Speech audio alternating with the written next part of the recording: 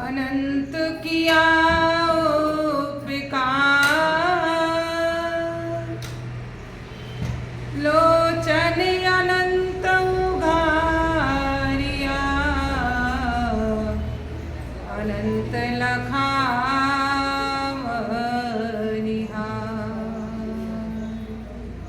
तुम पूर्ण परमात्मा, तुम पूर्ण जगदीश, आदि पुरुष श्री सत्य गुरु, तुम ही नमामि।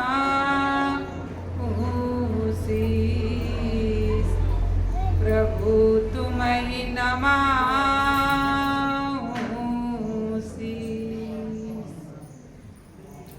प्रेम से बोलिए श्री सद्गुरुदेव महाराज की जय। आदि शक्ति जगत जननी श्री माता जी की जय। उमापति महादेव की जय। प्रियापति रामचंद्र की जय। बांके बिहारी लाल की जय। पवन सुत हनुमान की जय। साचे दरबार की जय। भगवान की जय। मानव धर्म की जय। मानव धर्म की जय। ओम साचे दरबार की जय।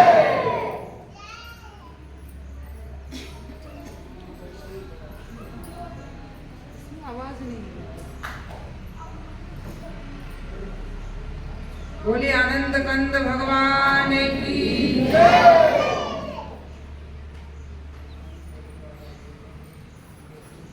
आदरणीय उपस्थित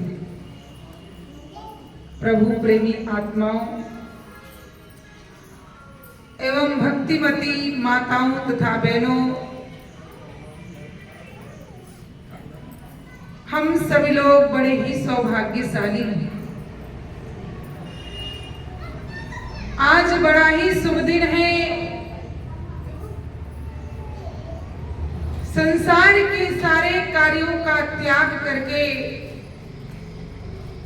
गुरु पूर्णिमा के पावन पर्व को मनाने के लिए गुरु दरबार में उपस्थित हुई। ये सौभाग्य की बात है।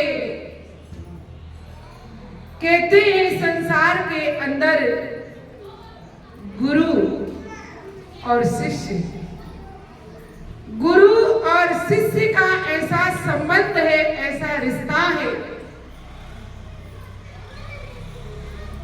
इसके जैसा संसार में कोई और रिश्ता नहीं। कहते हैं गुरु महाराज जी के दर्शन को यदि हमने सही मायने ज्ञान को लेकर के ज्ञान की महिमा को समझा है और अपने जीवन में, तभी हमें गुरु की महिमा समझ में आएगी।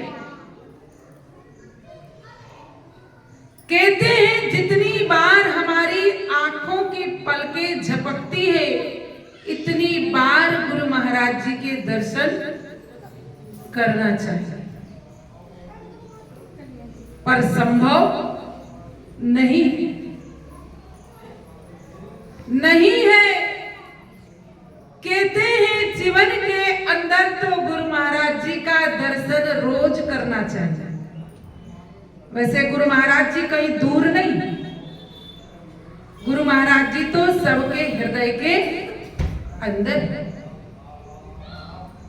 ज्ञान ऐसा दिया दूर संशय किया, सतगुरु प्यारे प्रेमी भक्तों के सच्चे सहारे।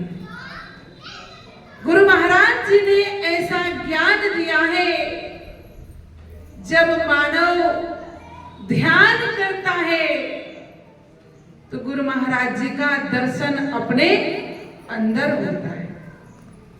पर भटकते हुए मन को संसार की माया से खींच करके हमें केंद्रित करना पड़ेगा।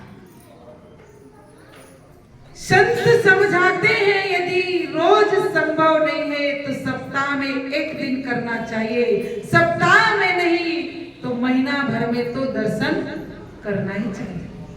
एक महीने में भी संभव नहीं है तो 3 महीने में कर लो, 3 महीने में नहीं तो 6 महीने में जरूर गुरु महाराज जी के दर्शन के लिए जाना चाहिए। मुरादनगर तो जाने के लिए किसी के पास टाइम नहीं है, तो गुरु महाराज जी ने जगह जगह दरबार को बनाया है, इसलिए हम वहां नहीं पहुंच पाए तो गुरु दरबार के अंदर ही पहुंच करके जीवन में लाभ ले सके। 6 महीने में नहीं तो साल भर में गुरु महाराज जी का दर्शन निश्चित करना चाहिए, तभी हम गुरु महाराज जी के सच्चे शिष्य कहलाएंगे, तभी हम सच्चे भक्त कहलाएंगे। पर संसार के काम धंधों माया से फुर्सत रही, मानव अपने जीवन में विचार नहीं कर पाता और क्या कहते हैं कि हे प्राणी ध्यान मूलम गुरु मूर्ति, पूजा मूलम गुरु पाद, मंत्र मूलम गुरु वाक्यम, मोक्ष मूलम गुरु कृपा। गुरु की कृपा हमें कैसे मिलेगा? कितने चेहरे दिख रहे हैं साल भर में मात्र एक बार नजर आते हैं, वो भी गुरु महाराज जी के चरणों में किसका कितना प्रेम है वो यहाँ पे झलक रहा है। सच्चा प्रेम गुरु महाराज जी के चरणों में हमारा कितना है, तो क्या कहते हैं ध्यान मूलम गुरु मूर्ति। हमने ज्ञान लिया, ध्यान नहीं किया तो गुरु महाराज की मूर्त का दर्शन कैसे होगा? कहीं दूर नहीं है, कहीं बाहर नहीं है, कहीं यहाँ वहां नहीं है, हम सब के हृदय जगत में विराजमान है। इसलिए कहते हैं 10वें द्वार पे सतगुरु बैठे, 10वें द्वार पे सतगुरु बैठे, नेत्र खोल के कर्म करे भाई सबको मिलता ताल ताल के। क्या कहते हैं 10वें द्वारे पे सतगुरु बैठे।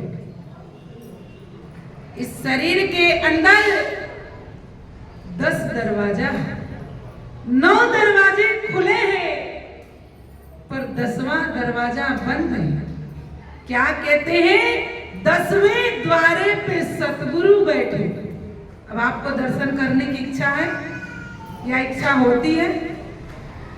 अब घर संसार माया में ही कोल्हू की बैल की तरफ लगे रहते हैं, टाइम नहीं है दरबार में आने की। साप्ताहिक सत्संग होता है तो भी हम नहीं आते। कहते हैं जीवन के अंदर ये हमारे मन की कमी है, हमने ज्ञान लिया, ज्ञान को समझा नहीं। यदि समझ में आता तो यहाँ पे जगह नहीं रहती। क्या कह रहे हैं कि ध्यान मूलम गुरु मूर्ति। जीवन के अंदर जब ध्यान करेंगे गुरु महाराज जी के चरणों का तो गुरु महाराज जी का दर्शन अंदर होगा। और क्या कहते हैं गुरु महाराज जी के चरणों की पूजा करने के लिए हम आप गुरु पूर्णिमा के दिन गुरु महाराज जी के चरणों की पूजा करते हैं, जिनके चरणों में 68 तीर्थ है। हमको कहीं जाने की जरूरत नहीं। गुरु महाराज जी के चरणों में 68 तीर्थ है और इस तीर्थ में जिसने गोता लगा लिया उसका जन्म जन्मांतर सफल हो गया। पर मानव डुबकी लगाना नहीं चाहता।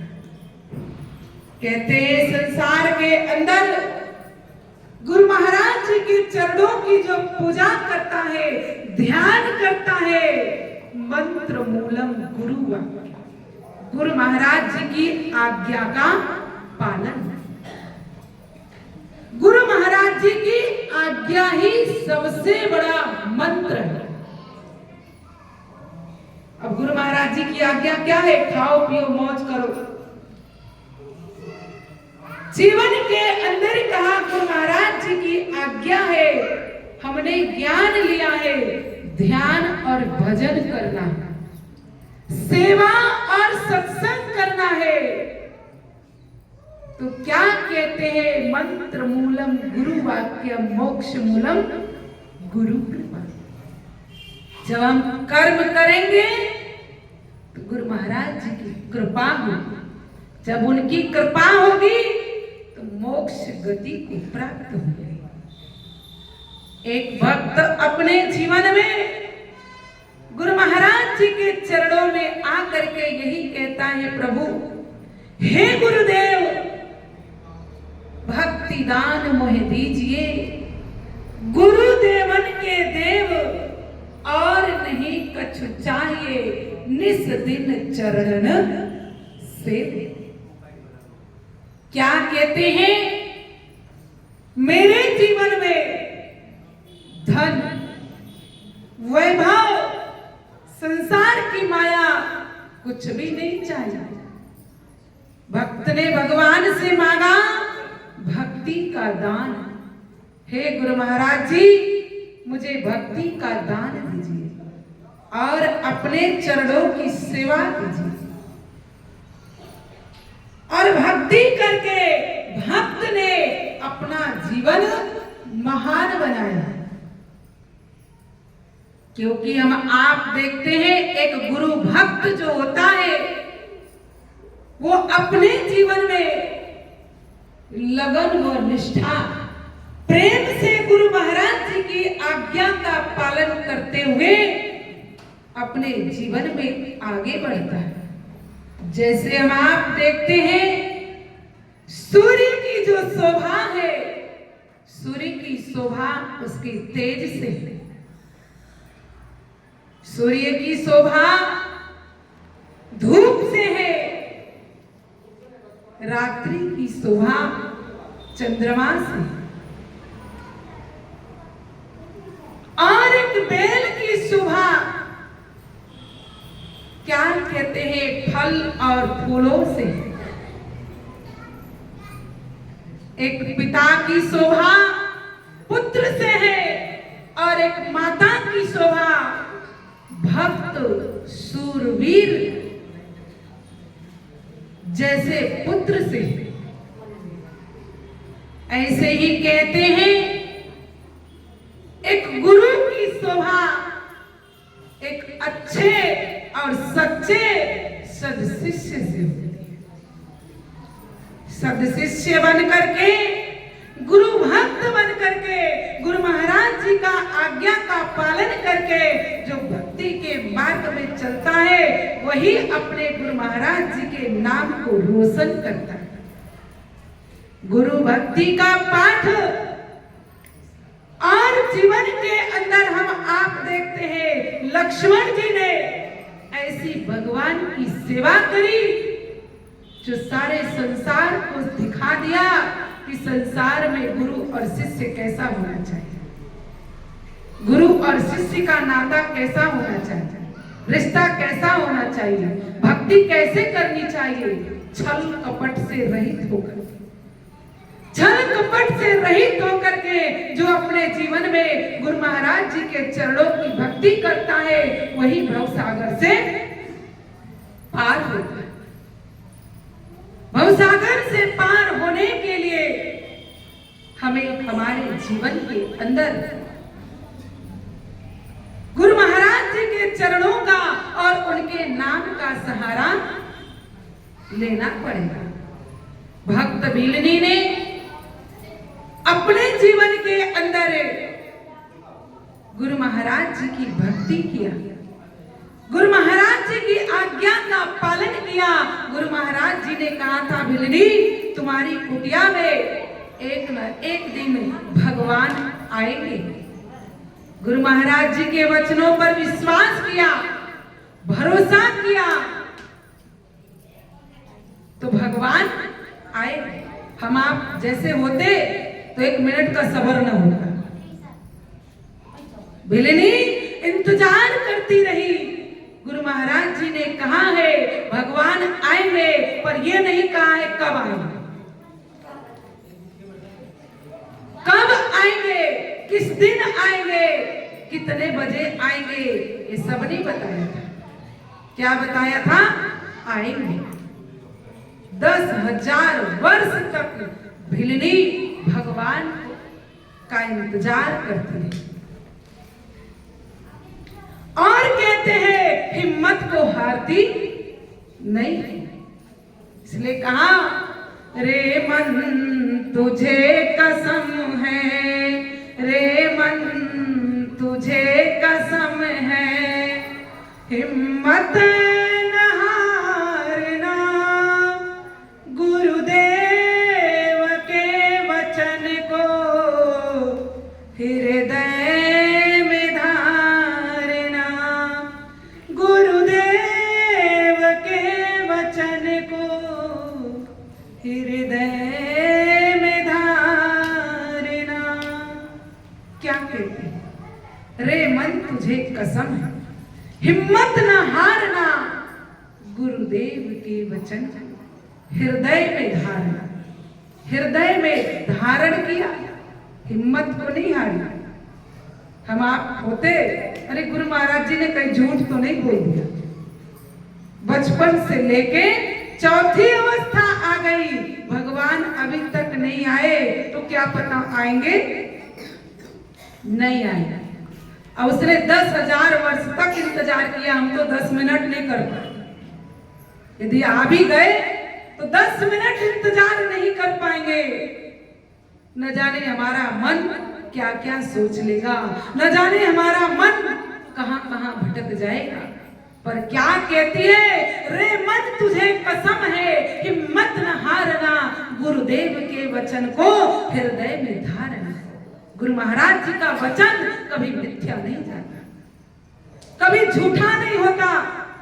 गुरु महाराज जी के जो वचनों पर विश्वास करता है, इसीलिए कहते सतगुरु वैद वचन विश्वासा, संयम यह न विषय कै आचा। सतगुरु रूपी जो वैद होते हैं, यदि उनके वचनों पर विश्वास रख करके प्रभु के नाम का चिंतन करोगे तो हमारे जीवन के अंदर जो भव रोग है, माया का रोग है, ये दूर हो जाएगा। कहते हैं या जग रोग यारे, सतगुरु काहू वैद न जाना। जन्म मरण का रोग लगा है, तृष्णा रूपी खांसी। 84 में पड़े कहते हैं, हे प्राणी, सारा संसार रोगी है, पर सतगुरु वैद न काहू जाना। किसी ने सतगुरु रूपी वैद की तलाश नहीं किया, खोज नहीं किया। यदि खोज कर लेते तो जो जन्म मरण का रोग है, आवागमन का जो रोग है, वो मिट जाता। जन्म मरण का रोग लगा है, तृष्णा रूपी खांसी। आज मानव के जीवन में तृष्णा सता रही है और मोह माया का रोग सता रही है। कैसे दूर होगा? जब हम तत्ववेदा समय के सद्गुरु की शरण में जाएंगे। उनकी कृपा से हम अपने जीवन में उस सत्य को जान करके अपनी आत्मा का कल्याण करेंगे। कल्याण का जो मार्ग है उस समय पे सद्गुरुदेव भगवान बताते हैं। क्या कहते हैं? मीराबाई ने भी जब अपने जीवन में सद्गुरु का सहारा लेती है तो भी कहती है, भाई ये जो आवागमन का चक्र है, जन्म मरण का जो चक्र है, ये मिटता नहीं। पर कैसे मिटेगा? जब मीरा ने अपने जीवन में जाना तो मीराबाई कहती है कि सतगुरु मिलिया संशय छूटा, घट पाया प्रकाशी, मोह और माया दोनों छूटे, गावे मीरा दासी। आप सभी लोग शांति बना के बैठे, कोई इधर उधर देख रहा है, कोई बातें कर रहा है। ये बातचीत तो आप अपने घर में भी कर सकते हैं। 2 घंटे के लिए समय को निकाल करके गुरु दरबार में आए हैं और यहाँ आने के बावजूद भी हमारा मन इधर उधर की बातों में ही लगा रहा, तो यहाँ आने से कोई फायदा नहीं। सच्चा घर में रहते तो घर का काम भी होता और आराम से बातें भी हो जाती। पर हम अपने घर काम को, परिवार को, रिश्ते नातेदार को छोड़ करके यहाँ पर आए हुए हैं, तो अपने मन को मात्र गुरु महाराज जी के चरणों में केंद्रित करें, तब तो यहाँ से कुछ लेकर के जाओगे, तब तो यहाँ से कुछ प्राप्त करके जाओगे। नहीं तो जैसे आए थे, भंडारा बना है, भंडारे में पूरी सब्जी हलवा खाया और अपने घर चले गए। घर में पूछा क्या सुन के आए, भाई पूरी सब्जी की महिमा सुनाओगे, हलवा की महिमा सुनाओगे। सत्संग यदि मन से नहीं सुना है तो सत्संग की महिमा कैसे सुनाओगे, गुरु की महिमा कैसे समझ पाओगे। तो की बेस कीमती समय को निकाला है, इसे बर्बाद मत करो।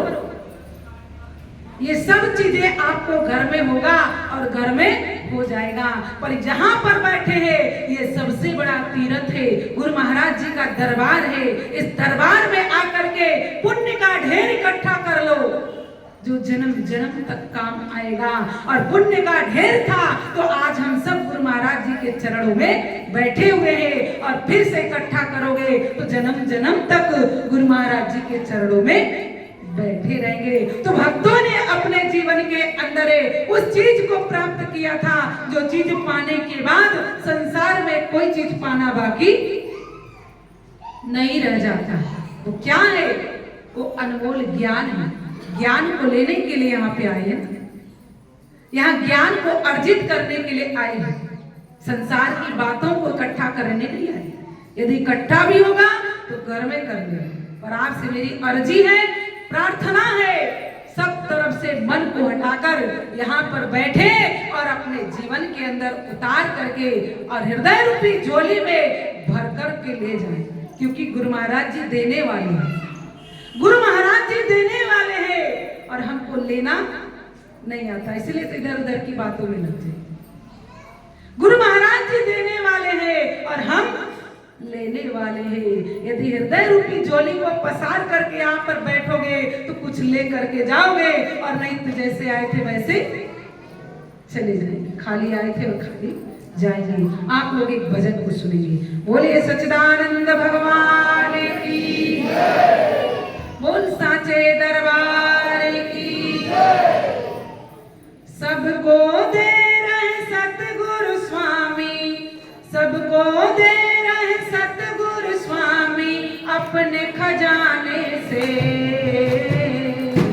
किसी को किसी बहाने से, किसी को सभी बहाने से,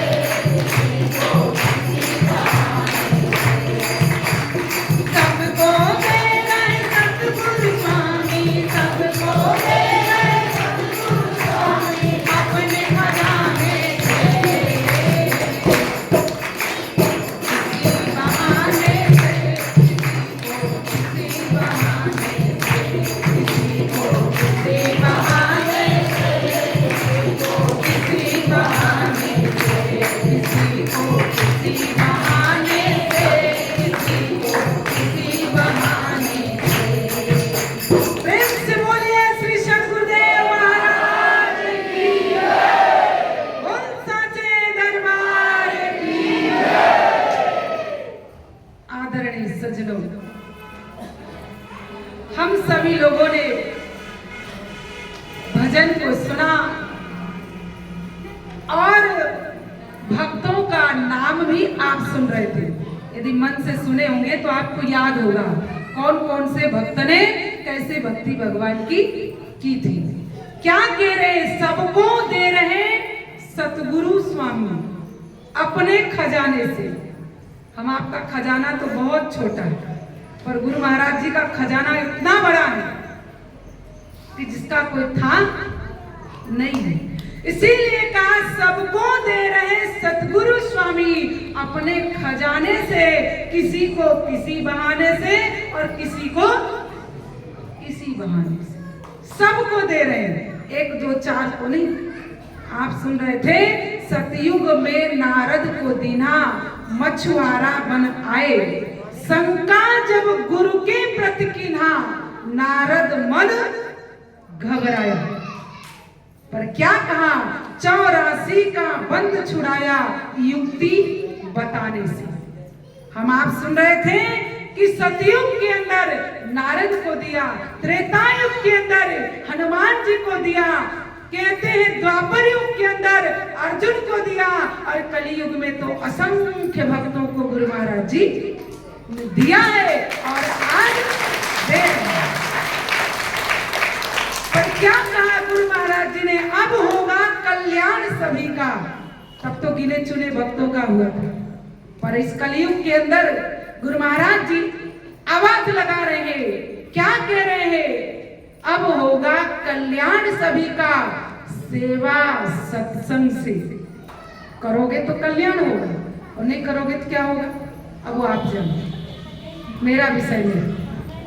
कहते हैं जीवन के अंदर कि हे प्राणी, इस कलयुग में असंख्य भक्तों को गुरु महाराज जी ने दिया है और आज दे रहे हैं, आगे देंगे। पर किसको देंगे, श्रद्धावान लभ्यते ज्ञानम। जो श्रद्धा को, भाव को लेकर के आता है वही उस ज्ञान को पाता है। नारद जी ने अपने जीवन में उस ज्ञान को कैसे प्राप्त किया था।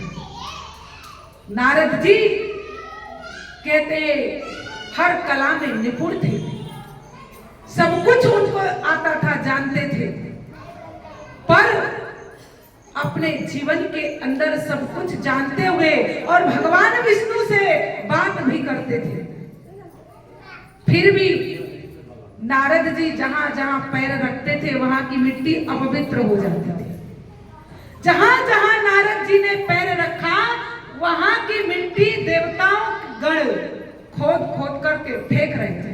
नारद जी ने देखा, नारद जी ने पूछा, भाई ये क्या है। उन्होंने कहा, जहां जहां आपके पैर पड़ रहे हैं वहां की मिट्टी अपवित्र हो गई, इसलिए हम खोद रहे हैं। बोले क्यों? तो उन्होंने कहा, अभी आप निगुरे हैं, निगुरे का नहीं कहीं ठिकाना। देवगणों ने कहा, आप निगुरे हैं, आप जहां भी पैर रखेंगे वहां की मिट्टी अपवित्र हो जाएगी। नारद जी ने कहा, कैसे हो सकता है, मैं तो भगवान से बात करता हूं। बोले चाहे कुछ भी कर लो। नारद जी को संतुष्टि नहीं हुई। नारद जी भगवान विष्णु के पास पहुंचे, कहते प्रभु ऐसी ऐसी बात है।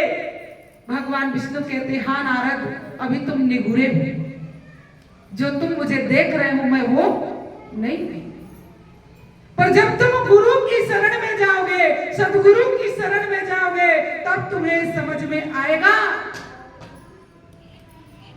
और नहीं तो तुम निगुरे ही रह जाओगे। नारद जी ने कहा, कैसे, किसको गुरु बना ले। भगवान विष्णु की आज्ञा थी, उनका संदेश था, जो ब्रह्म मुहूर्त में सुबह 4 बजे मिलेगा उसी को तुम गुरु बना लेना। नारद जी सुबह ब्रह्म बेला में खड़े हो जाते हैं। उन्होंने क्या देखा, एक मछुआरा कंधे पे जाल लेकर के मछली मारने जा रहा था, और भगवान का आदेश था, जो पहले मिल जाएगा वही तुम्हारा गुरु होगा। नारद जी ने पैर पकड़ लिया। नारद जी ने कहा, आप मेरे गुरु हैं और मुझे ज्ञान दीजिए। उन्होंने कहा, भाई मैं तो मछली पकड़ने वाला हूं, मैं तुम्हें क्या ज्ञान दूंगा। बोले नहीं, आप ही मेरे गुरु हैं और मुझे ज्ञान दीजिए। जब चरणों को पकड़ लिया तो नारद जी को आत्मा का ज्ञान गुरु महाराज जी ने दिया। और ज्ञान को लेकर जब भगवान के पास आते हैं तो भगवान ने पूछा, कहो नारद गुरु बना लिया? नारद जी कहते हैं, प्रभु गुरु तो बनाया पर शंका हो गई ना मन में। जैसे आप भी कहेंगे आश्रम तो गए थे पर भंडारे में कहीं कमी रह गई, या हलवा नहीं मिला या पूरी नहीं मिली, कहोगे ना पर। तो ऐसे ही नारद जी कहते हैं कि प्रभु मैंने गुरु बनाया पर। तो भगवान कहते नारद तुमने गुरु पर शंका किया, पर लगाया, अब तुम्हें 84 में जाना पड़ेगा। नारद जी कहते गुरु नहीं बनाया था तो भी निगुरा था, अपवित्र हो रही थी मिट्टी तो भी समस्या थी, अब गुरु बना लिया तो भी मुझे 84 में जाना पड़ेगा, नहीं बनाया तो भी 84 में। भगवान कहते हैं इसमें कोई जगह नहीं है, कोई सिफारिश नहीं है। तुमने गुरु के प्रति शंका जब की ना, नारद मन घबराया, घबरा जाते हैं नारद। अब भगवान ने कह दिया तुम्हें 84 में जाना ही पड़ेगा, निश्चित है। नारद जी कहते हैं प्रभु 84 के बंधन से मुक्त होने का कोई उपाय बता दो। बोले उपाय? जिसके लिए तुमने शंका किया है वही बताएगा। कहते हैं हरि रूठे गुरु राखे, हरि रूठे गुरु राखे, गुरु रूठे कहीं ठौर नहीं। यदि भगवान एक घड़ी के लिए रूठ जाए तो गुरु महाराज जी रख लेते हैं, गुरु महाराज जी दया कर देते हैं। और गुरु महाराज जी रूठ जाए तो दुनिया में कोई ऐसा नहीं है, दुनिया में नहीं तीनों लोक में आप चले जाओगे कोई आपको स्थान नहीं देगा, कहीं आपको ठौर नहीं मिलेगा। हरि रूठे गुरु राखे, गुरु रूठे कहीं ठौर नहीं। भगवान कहते नारद तुम्हें गुरु के पास ही जाना पड़ेगा। और गुरु महाराज जी के पास पुनः जाते हैं। 84 का बंध छुड़ाया युक्ति बताने से। गुरु महाराज जी ने युक्ति बता दी, गुरु महाराज जी ने युक्ति बताई। नारद जी भगवान के पास आए, भगवान से कहते प्रभु मैं 84 में जाने के लिए तैयार हूं, मैं 84 में जाने को तैयार हूं। भगवान कहते अभी तो दुखी हो रहा था और अब तो तैयार हो रहा, बात क्या है? तो नारद जी कहते प्रभु मैंने 84 का रास्ता नहीं देखा है। यदि आप नक्शा खींच करके 84 का बता देंगे तो मुझे पता चल जाएगा टेढ़ा मेढ़ा कैसा रास्ता है, तो मैं चला जाऊंगा। भगवान ने जमीन पर नक्शा 84 का बनाया और नारद जी लोटपोट हो गए वहीं पे। भगवान कहते नारद तुम ये क्या कर रहे हो? नारद जी कहते हैं प्रभु मैं 84 भोग रहा हूं। बोले 84? बोले हाँ प्रभु वो 84 आपने बनाई और ये 84 भी आप। तो बोले ये युक्ति किसने बता दी? बोले मेरे गुरु महाराज जी ने 84 का बंधन छुड़ाया युक्ति बता देते। गुरु महाराज जी बंधन छोड़ होते हैं, गुरु महाराज जी को बंधन छोड़ कहते हैं। वो जीव को इस संसार रूपी बंधन से, इस 84 के बंधन से युक्ति बता करके मुक्ति दिला देते हैं। इसीलिए उनको बंधन छोड़ कहा है। गुरु महाराज जी बड़े दयालु है, इसीलिए कहते हैं गुरुदेव दया के सागर है, हमको न कहीं ठुकरा देना।